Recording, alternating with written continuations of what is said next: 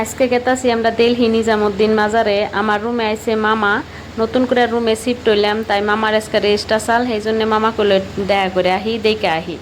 আর আমরা মাজারে যাবো আজকে শুক্রবার। মামা কইলো তাহলে আমিও কোনদিন যাই নাই মামা, সেই জন্যে আরও বিশেষ করে আমরা বেকে মিলে মাজারে গেতাছি। এই যে মাজারে যাওয়ার জন্য দেখুন রওনা হয়ে গেছি। আসসালামু আলাইকুম, নমস্কার, সবাই কেমন আছেন? আশা করি আমরা সবাই ভালো আছেন। তো এই যে গেতাছি মাজারে, দেখুন অটোতে ওর পাপা স্কুটি নিয়ে গেতাছে, তার কারণ মামা একবারে বিদায় আইসে রুমে থেকে, আর রিটার্ন রুমে আমাকে নকে যাইব না। আর যাওয়ার টাইমে ওর পাপার স্কুটিতে আমরা যাবো। তে আমরা অটোতে বয়ে গেছি, অটোতে একদম অল্প দূরই। দেখুন এই যে গেতাছি আইনা নিয়ে, এই যে মামাও ভিডিও বানাইতেছে। আমার এমপি থেকে ক্যামেরাটা ভালো আইতেছে না, তারপর মামা করলো আমার এমপুর থেকে ভিডিও বানিয়ে দিই। এই যে মামা ব্লগ বানিয়ে দিতেছে। আমি কিন্তু এর আগে পরেও তিনবার আইছিলাম মাজারে। এখন প্রায় 10 বছর পরে ফিরে আবরে আলহামদুলিল্লাহ গেতাছি মাজারে। এই যে মাজারের দিকে পাও দিছি, মাজারের রাস্তায় যে তখন গেতাছি লাহে লাহে। আর চারপাশে দোকানের তো অভাব নাই। আর এত ভিড়, আর তার মধ্যে আজকে তো শুক্রবার, সেই জন্য ভিড় একটু বেশি। আর ওর পাপায় যে স্কুটি রাখার জায়গা নাই, ফিরে ঘুরে অন্য জায়গায় স্কুটি থুয়ে ফিরে বড়াইতেছে। ওর পাপার জন্য আমরা রাস্তায় খাড়িয়ে দিছি। যে ওর পাপা গেছে স্কুটি থুয়ে এনে, আর ছেলেটারে পুরা মামা হ্যান্ডেল করতেছে, মামা দেখে রাখতেছে।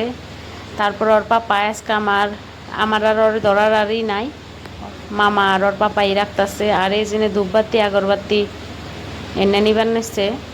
আর এসে দেয় কিন্তু মাজারে যাওয়ার আগে স্যান্ডেল খুলে দেন রাখবো, যে দোকানে স্যান্ডেল থন রাখবো সেই দোকানে থেকে কিবা না কিবা কিনা নেন রাখবো। আনে ছেলে চাদর, ধূপবাতি, কিতাব, যে কোনো ধরনের আনে ফুল নিবার পারেন। আগের থেকে বহুত উন্নত হয়েছে মাজারটা। আমি ফার্স্ট টাইমে যখন আইছিলাম তখন কিন্তু এত সুন্দর বানি না আসাল না। এখন দিন গেতাছে আর পরিবর্তন হইতেছে, আরও ইনশাল্লাহ আরও পরিবর্তন হবো। এই যে আমার ছেলেরও জুতা খুলে দিলাম, আমাগো সবেরই জুতা স্যান্ডেল খুলে বিসমিল্লাহ বলে এই যে মাজারের দিকে এগিয়ে গেতাছি। আমরা আইছি মাগরিবের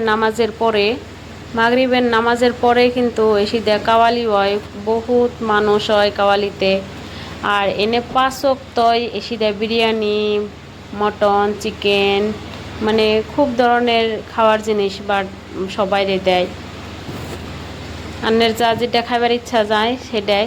তারপরে জেনেতে হন কোরআন শরীফ, ইয়াসিন সুরে, আয়তাল কুরসি, নানান ধরনের কিতাব, সবাই যে যার মন চায় সেটা পড়া হারে। আমি ইয়াসিন সুরাটা নিয়ে আমি পড়লাম কিছু সময়। তারপরে এই যে তখন মাজারের চারপাশের পরিবেশ কীরকম মানুষ, ওই মাজারের ভিতরে কিন্তু জেন্টস এলাও লেডিস এলাও নাইকে, এর জন্য বাইরের থেকে বইয়া মোনাজাত করলাম। এই যেটা হচ্ছে যে মাজার, যেমন রাত্রের পরিবেশ এটা মাজারের। আপনারা যদি কেউ আহে নিজামুদ্দিন মাজারে আইনে ঘুরে